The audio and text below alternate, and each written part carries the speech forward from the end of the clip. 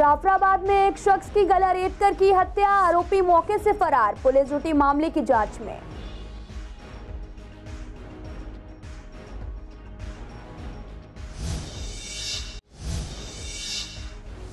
Welcome में बच्चों के झगड़े में बड़ों की हो गई लड़ाई, वेलकम में बन गया सांप्रदायिक तनाव का माहौल। 37 लोगों को लिया गया हिरासत में, कई और लोगों की तलाश जारी। कैदियों के परिजनों ने किया मंडोली जेल के बाहर हंगामा, जेल का एक वीडियो हो रहा वायरल। वीडियो में कैदी जेल प्रशासन पर लगा रहे मारपीट करने का आरोप।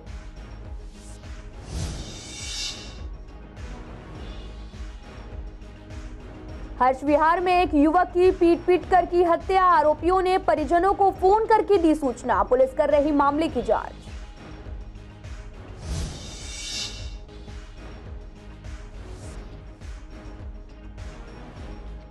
रोहतास नगर में पानी से जूझ रही जनता, जितेंद्र महाजन और निगम पार्षद बीती रात से बैठे हैं धरने पर, केजरीवाल के खिलाफ की नारेबाजी।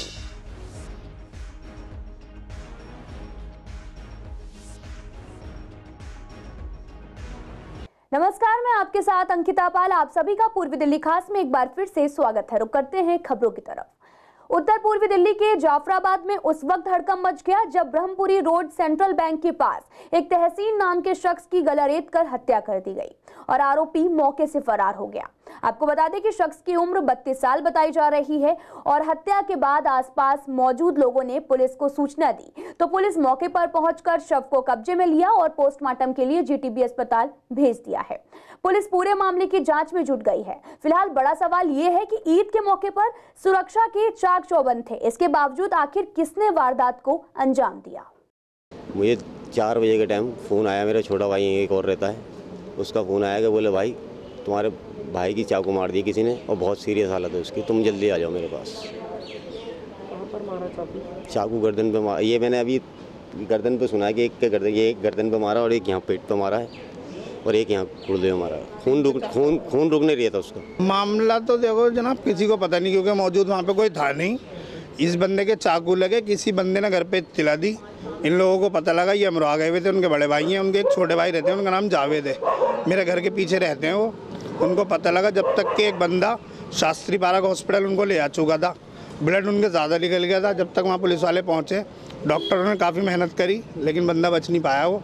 बाकी जो बंदा था मेन वो पकड़ा गया है, पुलिस ने उसको रात ही पकड़ लिया था। वजह तो वो लोग ये बता रहे हैं कि कुछ तू मैं चल रही थी उनकी, अचानक से उसने चाकू निकाल लिया, हाथापाई हुई इनकी और उसने फिर डायरेक्ट ही एक चाकू यहाँ मारा है, एक यहाँ लगा उनके। 30 से 32 साल की उम्र होगी। छोटे 3 बच्चे हैं छोटे छोटे और बहुत ज़्यादा ज़ईफ़ ही मामला, मतलब कमज़ोर है हालत ही मामले से। एक बेटी है छोटी 5 महीने की, 5 महीने की बच्ची है और एक बच्चा 10-12 साल की बच्ची है। 3 बच्चे हैं, 2 बेटी 1 बेटा। किसी मोहल्ले ने बताया था, मोहल्ले में किसी से पता चला था कि ऐसे बात हो गई जी। फिर शास्त्री पार्क में गए तो वहाँ पे देखा खून पड़ा हुआ था बहुत सारा बाहर और अंदर इनका इलाज चल रहा था, अंदर जाने नहीं दिया।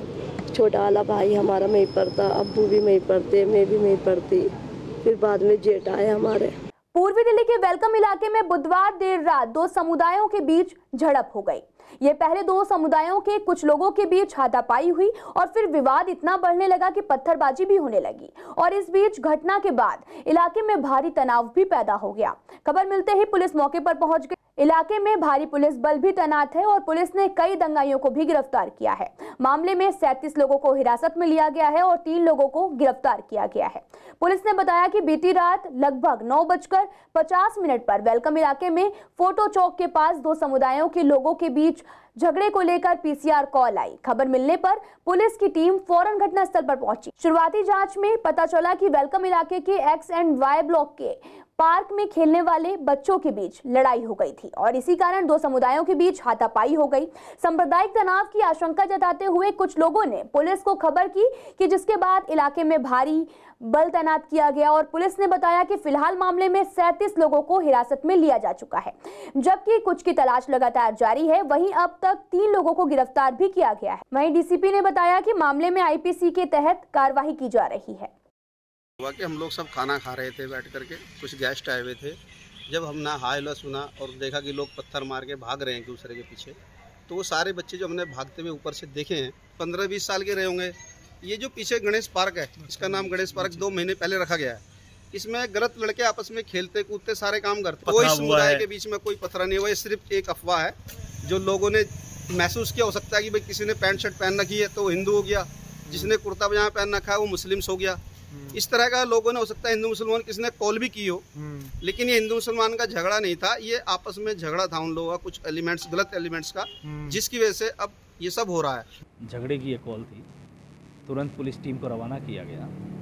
बाद में फिर एक कॉल जब समुदाय के बीच झगड़े वाली हुई तो मैटर की सेंसिटिविटी को देखते हुए पूरी डिस्ट्रिक्ट फोर्स जो हमारी मोबिलाइज़ की हुई होती है उसे भी रवाना किया गया और सभी सीनियर ऑफिसर्स भी पहुँचे। प्रिलिमिनरी इंक्वायरी में वहाँ निकल कर आया कि यह बच्चों के बीच में पार्क में खेलते हुए झगड़ा हुआ, वही एक बड़े झगड़े के रूप में तब्दील हुआ। जबकि संख्या में ऐसा नहीं है कि वहाँ जो सारे लोग थे वो झगड़े में शामिल थे। यह भी निकल कर आया कि लोगों ने बहुत अच्छा रोल निभाया, बड़े लोगों ने उनको पैसिफाई किया, समझाया, और संख्या उनकी और पुलिस बल की संख्या ज़्यादा होने के कारण भी रिपीटेड कॉल्स लगी लोगों को, ये लगा कि कोई बहुत बड़ा झगड़ा हुआ है, बट ऐसा नहीं था। ये पार्क में खेलते हुए बच्चों के बीच में झगड़ा था। स्ट्रॉन्ग मैसेज लेने के पॉइंट ऑफ व्यू से ही हमने इसमें आईपीसी के तहत कार्रवाई भी की जा रही है और साथ ही 108 सीआरपीसी के तहत भी पाबंद किया जा रहा है। उत्तर पूर्वी दिल्ली के मंडोली जेल परिसर के सामने कैदियों के परिजनों ने रोड पर हंगामा किया। दरअसल जेल के कैदियों का एक वीडियो वायरल हो रहा, जिसे देखकर कैदियों के परिजनों ने हंगामा किया है। वीडियो में कैदी खून से लथपथ दिख रहे हैं और जेल प्रशासन पर कई तरह के बदसलूकी करने के आरोप भी लगा रहे हैं और साथ ही जान से मारने की भी आरोप लगाते दिख रहे हैं। कैदियों का कहना है कि जेल में पुलिस हमसे स्मैक, गांजा और साथ ही तंबाकू की तस्करी करा रही है और पैसे की वसूली मांग रही है। उत्तर पूर्वी दिल्ली के थाना हर्ष विहार में एक युवक की पीट कर हत्या कर दी गई। दरअसल परिजनों के मुताबिक सुधीर शर्मा अपने चाचा के पास से 25,000 रुपए लेकर घर जा रहा था। जैसे ही वह हर्ष विहार इलाके में शुक्र बाजार के पास पहुंचा, तभी कुछ लोगों ने उसके ऊपर हमला कर दिया और युवक घायल हो गया। आरोपियों ने खुद ही पुलिस को सूचना दी कि हमने इसे मारा है और परिजन मौके पर पहुंचे और अस्पताल में भर्ती कराया गया, जिसके बाद जीटीबी अस्पताल में इलाज के दौरान सुधीर शर्मा ने दम तोड़ दी। तो इस पूरे मामले पर पुलिस के वरिष्ठ अधिकारियों के मुताबिक परिजनों द्वारा लगाए गए आरोपों की जांच की जा रही है और पोस्टमार्टम रिपोर्ट के बाद ही मौत के सही कारणों का खुलासा हो पाएगा। वो शाम को 7 बजे यहाँ से बोला, चाचा मैं घर जा रहा हूँ। मैंने कही भैया घर जा रहा, मेरे साथ चलिए। वो बोला कि ना मैं चला जाऊँगा। उसकी जेब में 25,000 रुपये जी। वो यहाँ से गया और यहाँ से जाने के बाद में वो शुक्र बाज़ार में पहुँचा, पता ना कैसे पहुँचा। तो वो जाने के बाद में वहाँ उसकी हाथापाई हुई है, 3-4 लोगों ने उनको मारा है। मेरे से बोले भाई तुम्हारी FIR लिख रहा हूँ और इस पर साइन करो। मैं जी साहब FIR हमने आपको परसों FIR मेरे भाई ने लिखवाई थी, आपने तो हमें उसकी रिपोर्ट भी नहीं दी पक्की। ना मैं अब तुम्हारी FIR लिखूँगा। मतलब सर वो जो बंदे आपने जो आपने बंदे कल जो उठाए थे वो कहाँ पे? अच्छा, एक्सपायर कब हुआ है? ये आज सुबह हुआ है। आज सुबह हमारा ये बेटा 4 बजे जो है, मतलब इसकी नहीं 4 बजे इसकी थोड़ी सी स्थिति खराब हो गई थी, संगीन, और इसने 7 बजे के 7 साढ़े 7 बजे इसने दम दे दिया है। डॉक्टरों ने जवाब दे दिया। वो ट्रैक्टर ट्रॉली पे रोड़ी मलबे पे चाचा के साथ मतलब काम करता था। एक्सपायर कब हुआ है वो? आज सुबह। पहचान आयो साहब के पास होगी या फिर मतलब जो आते समय पे भाई के साथ आया था अपने के, उनको ये बता रहा था कि मेरे पैसे छिन गए और मेरे को पीटा है।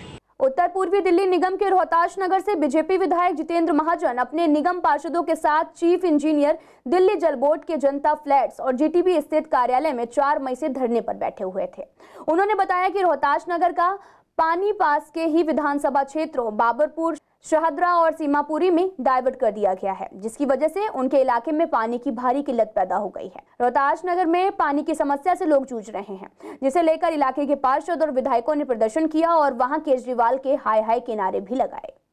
रोहताश नगर विधानसभा में पीने के पानी को लेकर जो दिक्कत हो रही थी, उसको लेकर धरने पर बैठे थे। इस धरने में हमारी महिला निगम पार्षद, हमारे निगम पार्षद भी पूरी रात कल हमारे साथ में रहे और रोहताश नगर की जनता की जो पीने के पानी की लड़ाई है, मैं ये कह सकता हूँ आप लोगों के सामने कि उसके अंदर हमें सफलता मिली है। दिल्ली जल बोर्ड ने यमुना पार के लिए 3 MGD पानी बढ़ाने की बात कही है, लिखित में दी है। उसमें से 2 MGD पानी रोहतास नगर विधानसभा को मिलेगा। ऐसा लगता है कि 70% रोहतास नगर विधानसभा में पीने के पानी की समस्या का समाधान होगा। जल बोर्ड के अधिकारियों ने इन दोनों मांगों को पूरा करने का आश्वासन दिया है और मैंने अपने सभी हमारे जिला अध्यक्ष मास्टर विनोद जी यहाँ आए हुए हैं, उनकी पूरी टीम यहाँ आई हुई है। रोहतास नगर में गंभीर पीने का पानी का संकट उत्पन्न हो गया है, जल बोर्ड उसका समाधान करे। उसमें काफ़ी हद तक जो सफलता मिली है, मैं एक बार फिर श्री जितेंद्र महाजन जी को, सभी काउंसलर्स को, अपने जिला अध्यक्ष श्री मास्टर विनोद जी को और सभी पार्टी के साथियों को बहुत बधाई और शुभकामनाएं देना चाहता हूं और जल बोर्ड के अधिकारियों का भी धन्यवाद करता हूं। उत्तर पूर्वी दिल्ली के भजनपुरा के MCD स्कूल में हुए यौन शोषण को लेकर दिल्ली पुलिस का कहना है कि इस मामले में दिल्ली पुलिस ने भी अपनी तरफ से पोस्को अधिनियम के तहत मामला दर्ज किया है और इस पूरे मामले पर DCP नॉर्थ ईस्ट का कहना था कि स्कूल में CCTV कैमरे नहीं लगे थे और आगे की जांच लगातार जारी है। वहीं राजीव चौधरी एजुकेशन चेयरमैन ने कहा कि जिस स्कूल का ये मामला है उस स्कूल के सभी स्टाफ, टीचर्स, प्रिंसिपल यहां आए थे और सबकी इंक्वायरी चल रही है। मामले में FIR भी दर्ज कराई दी गई है और कौन अज्ञात व्यक्ति स्कूल में आया ये सबकी पुलिस जांच कर रही है। ADMC एजुकेशन डिपार्टमेंट भी इस मामले की जांच में लगा दिया गया और जल्द ही दोषियों पर कार्रवाई होगी।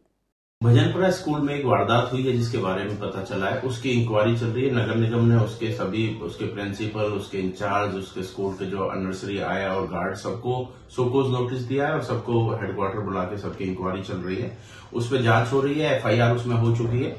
पुलिस भी उसकी इंक्वायरी कर रही है, कौन आदमी हमारे स्कूल में घुस गया, किसकी साजिश है, क्या है, वो भी मुझे लगता है कि पुलिस उसकी इंक्वायरी कर लेगी और डिपार्टमेंट भी अपने डिपार्टमेंटल लेवल पर उसकी इंक्वायरी कर रहा है और जो भी इसमें दोषी पाया जाएगा उस पर कार्रवाई की जाएगी। गीता कॉलोनी इलाके के शमशान घाट के पास नर्सरी जुग्गी में एक बच्चे की करंट लगने से मौत हो गई। दरअसल शाम के वक्त बारिश होने के बाद बिजली के खंभे में करंट आ गया। बच्चा खंभे के पास से गुजर रहा था तो पानी भरा होने के कारण उसने खंभे का सहारा लिया तो उसे करंट लग गया, जिसके बाद BSS को सूचना दी गई और लाइट काटी गई। करंट लगने के बाद बच्चे को हेडगेवार अस्पताल ले जाया गया, जहां डॉक्टरों ने उसे मृत घोषित कर दिया। फिलहाल पुलिस ने मामला दर्ज कर लिया है और जांच भी शुरू कर दी है। बच्चे की बॉडी को पोस्टमार्टम के लिए भेज दिया गया। विधायक SK बग्गा का कहना है कि परिजनों को इंसाफ दिलाया जाएगा, एरिया की बिजली को बहाल किया जाएगा ताकि आगे ऐसी कोई भी घटना न हो सके। मेरा लड़का है जी, इससे करंट लग गया खम्भे से। मैं चाहता हूँ कि इंसाफ होना चाहिए, ऐसा नहीं होना चाहिए। पहले भी कंप्लेंट किया था, क्या नाम है, सफेदा में नर्सरी के पीछे के भी कंप्लेंट किया हुआ था, तो कंप्लेंट में कोई सुनवाई नहीं हुआ था। यहाँ पे एक बच्चे को जब वो घर अपने जा रहा था तो उसे यहाँ पे एक खंभे में करंट लग गया, जिससे उसे मतलब घर पे पहले ले गए, फिर उसे हॉस्पिटल ले गए जहाँ पे उसे मृत घोषित कर दिया गया। उसके बाद यहाँ पे पुलिस और मीडिया वाले आए हैं, जिससे अब काम किया जाए। पहले भी 1-2 बार मतलब दूसरे खंभे में आया था, इसमें नहीं आ रहा था। आज बरसात हुई तो इसमें पूरा करंट आ रहा था। सर देखिए, मेरे को जैसे पता लगा कि बच्चे का करंट से डेथ हुई है, कल जैसे बरसात हुई है, बरसात में कोई तार अर्थ की है, कोई सामने खंभा देख रहा हूँ, देख के आया हूँ खंभा। तो अभी जितने खंभे यहाँ लगे हैं BSC को बुला के सब चेक कराएंगे कि आगे ऐसा मौका ना मिले, किसी को मिस हैपनिंग हो जाए। तो उसके लिए अभी BSC को मैं बुलाऊँगा, सारे उनके अफसर आएंगे। पहले बच्चे का पोस्टमार्टम के लिए बॉडी गई हुई है। विधायक जी का मेरे को फ़ोन आया, बताया बच्चे की डेथ हो गई। मुझे बहुत दुख है कि आज जब युग बदल रहा है और हम इतनी गंदगी के कारण, आज एक पानी जल भराव के कारण बच्चे की मौत हो रही है। बड़ी शर्म सी महसूस हो रही है हम सबको। मैं ये बताना चाहता हूँ, ये निगम ने एक भी काम नहीं किया। निगम का दोष दूंगा इस काम के लिए। एक बच्चे की मौत के जिम्मेदार निगम है, क्योंकि निगम के कारण ही ये पानी भर रहा है और जल भराव का कारण सबसे बड़ा निगम ही रहा है। आपने एक सर्वे कराया है कि जिसमें जनता से ये सवाल पूछा गया कि कौन सी पार्टी सबसे ज्यादा गुंडागर्दी और दंगे करवाती है। तो इस पूरे मामले पर बीजेपी के विधायक OP शर्मा ने कहा कि दिल्ली की सरकार ने अपने ही लोगों से सर्वे कराया और आम आदमी पार्टी अपने आप से ही कुछ भी बोले जा रही है। जनता सब जानती है, दिल्ली सरकार झूठे सर्वे कराती है और झूठे ही विज्ञापन देती है। और साथ ही बीजेपी नेता महेंद्र आहूजा बीजेपी नेता ने कहा कि दिल्ली सरकार का सर्वे उनके खुद के लोग कर रहे हैं। फालतू में बीजेपी पर आरोप लगा रहे हैं कि बीजेपी देश की सबसे बड़ी पार्टी है और जनता सब जानती है। एक पहचान रही है, भारतीय जनता पार्टी एक हिंदू पार्टी है और हिंदू इस देश में हिंदू समाज सहिष्णु समाज है वो किसी दंगे में किसी प्रकार की इस तरह की चीज़ों में विश्वास नहीं रखता है। जनता के पैसे का 1000 करोड़ रुपया अखबारों को एडवर्टीजमेंट में देकर अखबारों को, चैनलों को खरीदना और उसमें अनाप शनाप झूठ को छापना, ये केजरीवाल जी का दिल्ली के अंदर एक शगल बन चुका है। देखिए, अन्ना हजारे को धोखा देने वाले लोग, झूठी कस्में खाने वाले लोग, पंजाब में खालिस्तानियों का साथ देने वाले लोग, झूठ बोलकर सत्ता हथियाने वाले लोग, उनको अपनी छवि सुधारनी हो तो हम पर कीचड़ उछालना ही पड़ेगा। सर्वे भी उनका, नियम भी उनके, और वो ये कहें कि बीजेपी गुंडों की पार्टी है, उनको ये शर्म आनी चाहिए कहते हुए, क्योंकि बीजेपी पूरी दुनिया की सबसे बड़ी पार्टी है, सबसे स्वस्थ पार्टी है, राष्ट्रभक्त पार्टी है, और पूरा विश्व मानता है कि बीजेपी का ये कार्यकर्ता नरेंद्र मोदी दुनिया का सबसे प्रख्यात, सबसे सुशासन वाला व्यक्ति है। जिस पार्टी वो गुंडों की पार्टी कह रहे हैं, वो ऐसे कीचड़ में पत्थर मार रहे हैं कि उनके मुंह पर ही छींटे आएंगे। उत्तर पूर्वी दिल्ली के भजनपुरा इलाके में दिल्ली पुलिस की महिला सब इंस्पेक्टर पर बदमाशों ने फायरिंग कर दी।